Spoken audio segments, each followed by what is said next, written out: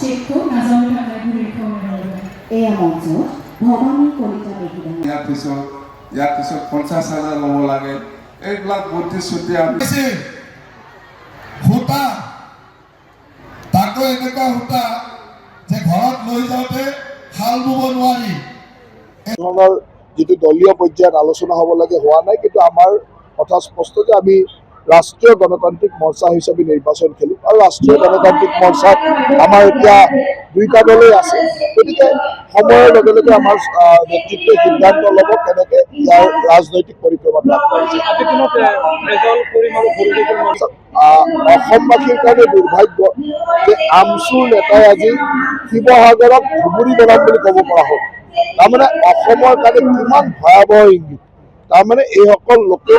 পৰিকল্পিতভাৱে অসমখনক এফালৰ পৰা গ্ৰাস কৰি গৈ আছে এদিন ধুবুৰী গ্ৰাস কৰিলে তাৰপিছত লাহে লাহে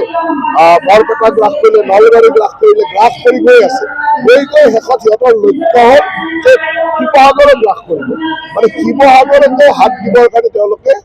ক'বলৈ কুণ্ঠাবোধ কৰা আৰু তেনেকুৱা মানুহক আজি কংগ্ৰেছ দলে আদৰি লৈছে তাৰমানে আমাৰ অসমৰ কাৰণে কংগ্ৰেছ দল কিমান ভয়াৱহ আৰু আগ্ৰাসনকাৰীসকল আৰু কিমান ভয়াৱহ এই কথাটো বুজিছে আৰু এই আগ্ৰাসনকাৰীক সহায় কৰি থকা দলবিলাকে হ'ল কংগ্ৰেছেই হওক AUDF হওক ৰাইজৰ দলেই হওক নৰীন গগৈ পাৰ্টি হওক এই সকলোৱে সেইসকলকে সহায় কৰি আছে গতিকে অসমৰ কাৰণে সেই দলবিলাক অত্যন্ত ভয়াৱহ আৰু অসমীয়া মানুহে কথাটো এইটোৱেই এতিয়া যিমান আগ্ৰাসনকাৰী আছে মুখ্যমন্ত্ৰী যাক অচিনাকি লোক বুলি কয় আগ্ৰাসনকাৰী যি মিয়া মুছলমান তেওঁলোকে অসমখনক একেবাৰে গ্ৰাস কৰিবলৈ আগবাঢ়ি আহিছে আৰু তেখেতসকলক সহায় কৰিছে কংগ্ৰেছ দল ৰাইজৰ দল নৰীনৰ দল বা AUDF এইসকলে সম্পূৰ্ণ অমূল্য সহায় কৰিছে গতিকে অসমৰ ৰাইজে বুজিব লাগিব যে আমাৰ ভয়াৱহতা কাৰ পৰা আছে গৌৰৱ গগৈ মৌন হৈ থকা মানে মৌনতা সন্মতি লক্ষণ তেওঁৰ সন্মতি আছে কাৰণে মৌন হৈ আছে তেওঁতো মুখ খুলি ক'ব পৰা নাই ক'ব নোৱাৰা মানে আৰু গৌৰৱ গগৈ স্বাভাৱিকতে ইয়াত সন্মতি দেখাব কাৰণ যাৰ পৰিয়ালত তিনিটাকৈ বিদেশী থাকে তেওঁতো আৰু বিদেশীৰ লগতে থাকিব ন স্বদেশীৰ লগত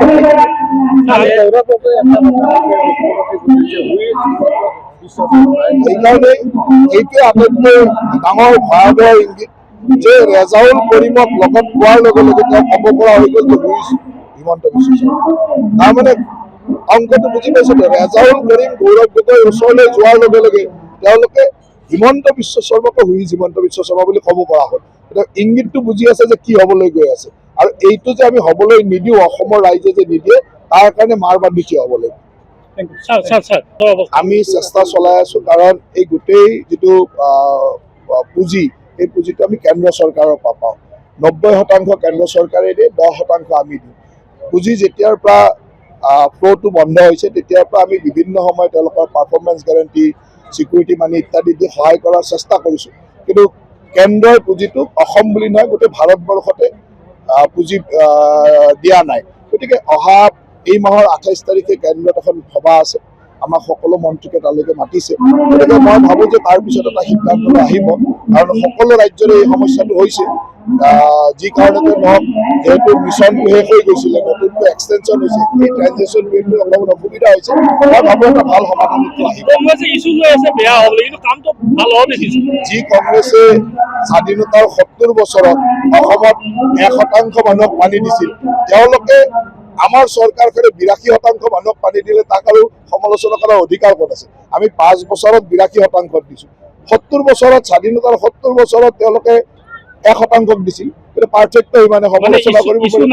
কিছু নাই কাৰণে এইবিলাক হৈ আছে অখিল গগৈ এটা কথা কৈছে কি পুনৰ 5 বিধায়ক বিজেপিৰ 5 বিধায়ক ৰাজ্যৰ দলত যোগদান কৰিব অখিল গগৈ কৈ আছে অখিল গগৈ কেতিয়া কি কয় আচলতে অখিল গগৈৰ কথাবিলাক আপোনালোকৰ দৰে ব্যক্ত সুধিলে মোৰে দিগদাৰ লাগে কাৰণ কেতিয়া কি কয় আমি আচৰিত হৈ যাওঁ যে অখিল গগৈ সাধাৰণতে এজন জনপ্ৰতিনিধি মানে 1-1.5 লাখ মানুহৰ ভোট লৈ আহিছে গতিকে তেওঁ অন্ততঃ সংযমভাৱে শুদ্ধ কথা সঠিক কথা কোৱাটো আমি বিচাৰোঁ কিন্তু তেওঁ কেতিয়াবা এনেকুৱা অদ্ভুত কথা কৈ দিয়ে যে তাৰ উত্তৰ আমাৰ ওচৰত নাথাকে আমি শুনিলে আচৰিত লাগে যে এজন বিধায়কৰ তেনেকুৱা কথা ক'ব পাৰে কিমানে আপুনি যি কৈ আছে অখিল গগৈৰ কথাত বহুত গুৰুত্ব দিব লগা কাৰণ তেওঁ ৰাতিপুৱা কি কয় গধূলি কি কয় কেতিয়া কি কয় ঠিকনা নাই আৰু তেওঁ ক'ত কেতিয়া কি কয় তেওঁ নিজেও নাজানে আজি সকলোকে মাঘ বিহুৰ শুভেচ্ছা জ্ঞাপন কৰিছোঁ। আৰু আজি আমি বাক্সা বিধানসভা সমষ্টি নৱগঠিত যিটো বাক্সা বিধানসভা সমষ্টি, এই বাক্সা বিধানসভা সমষ্টিত ৩৫,৩২৪ গৰাকী আই মাতৃক মহিলা উদ্যমিতা আঁচনিৰ জৰিয়তে 10,000 টকা প্ৰদান কৰিলোঁ। আৰু মোৰ বিশ্বাস আছে যে এই 10,000 টকা পোৱাৰ লগে লগে এই আই মাতৃসকলে নিজৰ যি ব্যৱসায় বা যি উদ্যমিতা কামৰ কাৰণে তেখেতসকলে দিছে এই কামসমূহ আগবঢ়াই নিব আৰু গ্ৰাম্য অৰ্থনীতিত বা গ্ৰাম্য উৎপাদন ক্ষেত্ৰখনত এক আমূল পৰিৱৰ্তন হ'ব। মই এই মুখ্যমন্ত্ৰী ডাঙৰীয়াৰ এই আঁচনিয়ে গোটেই অসমতে এক সুন্দৰ নীৰৱ বিপ্লৱ আৰম্ভ কৰিছে আৰু এতিয়ালৈকে আমাৰ প্ৰায় 70টা সমষ্টিত আমি এনেধৰণে বিতৰণ কৰা হ'ল আৰু পৰ্যায়ক্ৰমে এই মাহৰ ভিতৰতে আমি অসমৰ আটাইকেইটা সমষ্টিতে 126টা সমষ্টিতে আমি ইয়াৰ বিতৰণ সম্পূৰ্ণ কৰিম।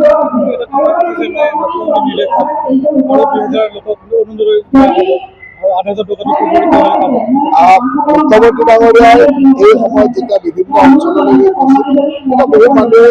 আগ্ৰহ ৰাখিছিল যে অৰুণোদয় আৰু অলপ বঢ়াই দিব লাগে। প্ৰতিটো সমষ্টিতে অৰুণোদয় অতিক্ৰমে 30,000 এনেকৈ পাইছে, কিন্তু তাৰ মাজতে দুখীয়া লোকসকলে আগ্ৰহ কৰিছিল আৰু মুখ্যমন্ত্ৰী ডাঙৰীয়াই আজি